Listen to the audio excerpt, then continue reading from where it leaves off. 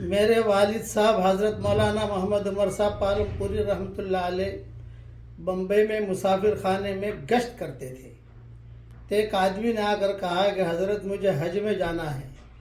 تو والد صاحب رحمۃ اللہ علیہ نے اس سے فرمایا کہ دیکھ بھائی تجھے حج میں جانا ہے تو لوگوں کو تو حج کی دعوت دے اور آہستہ آہستہ تلبیہ پڑھتا رہے.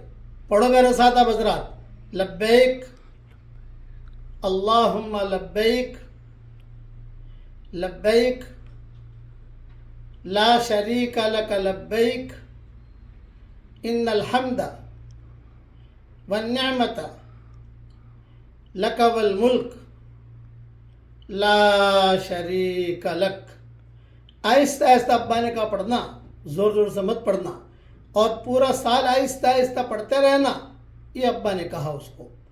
خیر والد صاحب رحمۃ اللہ علیہ فرماتے تھے کہ میں تو حضرت جی رحمۃ اللہ علیہ کے ساتھ مولانا انعام الحسن صاحب، مولانا یوسف صاحب رحمۃ اللہ علیہ، حضرت شیخ الحدیث صاحب، ہم سب جو ہے ہمارا قافلہ حج میں پہنچا تو میں عصر بعد طواف کر رہا تھا اور میرے آگے آگے وہ آدمی طواف کر رہا تھا. تو میں نے اس کو پوچھا، میں نے تو کیسے آیا؟ بولے 10 دن پہلے آ گیا، آپ سے 10 دن پہلے آیا. ماشاء اللہ. تو کہا میں لبیک روزانہ پڑھتا ہوں، اللہ نے مجھے پہنچا دیا. تو یہ بھی ایک خاص قسم کی چیز ہے جو علماء نے لکھی ہے. اللہ تعالی ہم سب کو حج بیت اللہ کی توفیق عطا فرمائے اور حرمین شریفین کی زیارت نصیب فرمائے. دل چھوٹا نہ کرنا. 12 مہینہ آہستہ آہستہ لبیک ہم پڑھ سکتے ہیں، یہ بھی ایک قسم کی عبادت ہے، لیکن آہستہ آہستہ.